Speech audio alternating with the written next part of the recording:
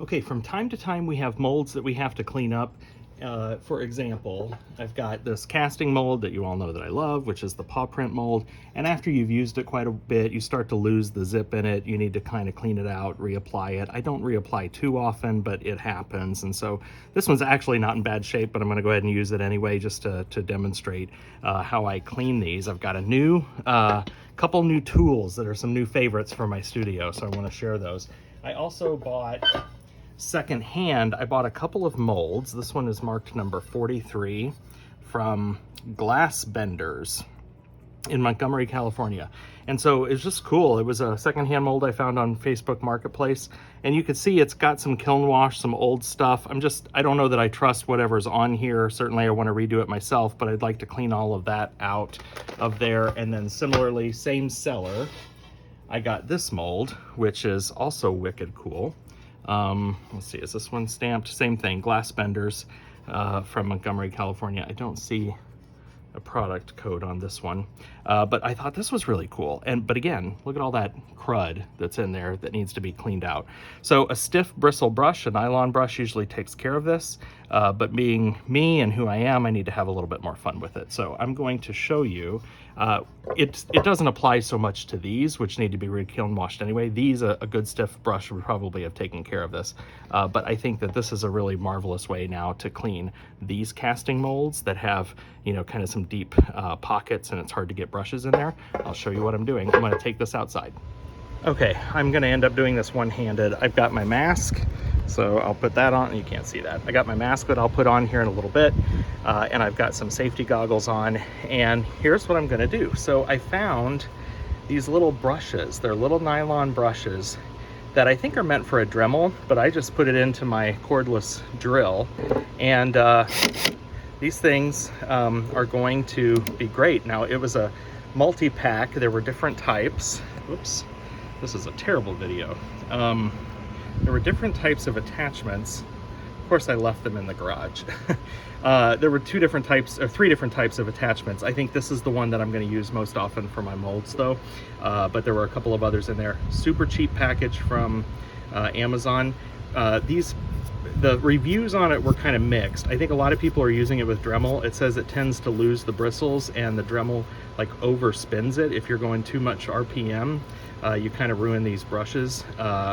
So we'll see if it does a little bit better with the drill, but I think these are really cool. And then when I'm blowing out molds like this, or when I'm doing molds like this, then you want to blow out all that dust that is created before you reapply the zip. And so for that, I used to use compressed air, you know, cans of compressed air often used to kind of clean keyboards and such. But frankly, they're kind of expensive. They're not very earth friendly anymore, or never were. But I found this guy, which is a compressed air gun that's rechargeable. You just plug it in, you charge it, it has different attachments to it, and it was the price of a couple of cans of air. And so this guy will help me blow out the dust. So let me get started. I'm going to put the mask on, I'm going to hold this thing, I'm going to do the drill and show you how the brush works, and then I'm going to blow it out with this little gizmo. All right, the mask is on, here we go.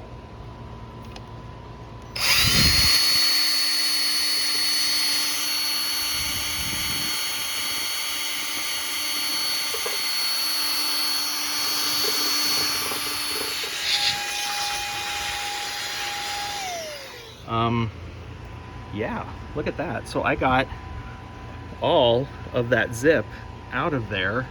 I did touch the metal accidentally to the edge, but that's fine. It just left a little bit of scarring on there, but nothing too tragic. But now all of that zip is out of there and it is fully clean and ready to go, and I can zip it again. So kind of fun. Let's do another one.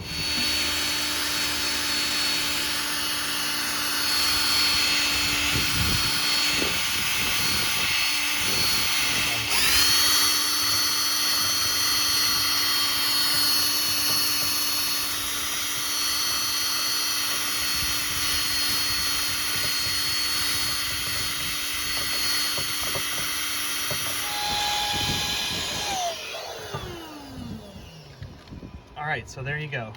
That was super super simple as well. Again, if you had a stiff bristle brush, this would be probably pretty simple. This one would be simple, but I'm most excited about this because I'll be honest, these are hard to get into, and I've used toothbrushes before, but you really got to work it. And I think this brush solution is a heck of a lot better. Okay, I figured you might be interested. So here's what this tip looks like after I've done this entire mold and this entire mold.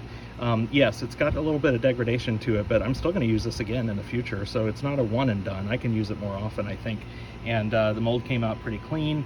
Again, there are some little scratch marks here and there from where the metal touched a little bit, but no harm, no foul. I'll just spray that over with Zip and that'll be good as new. I'm going to use regular Bullseye kiln wash on this. And because I forgot to bring them out earlier, I thought I would show you the other tips. Here's one that's kind of that style, and here's one that's just a smaller version of this one. So that's what's in the 3-pack. I could probably use this little one on this mold, but I've decided to try to use this spinner one instead. So I'm gonna go ahead and take care of this mold now too.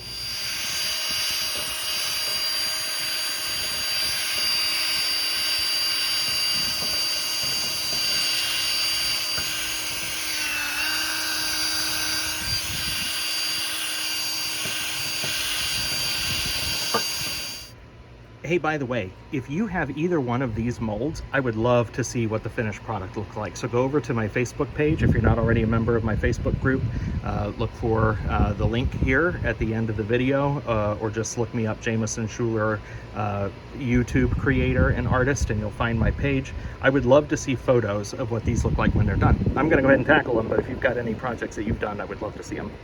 Okay, that's all. Catch you all later. Bye-bye.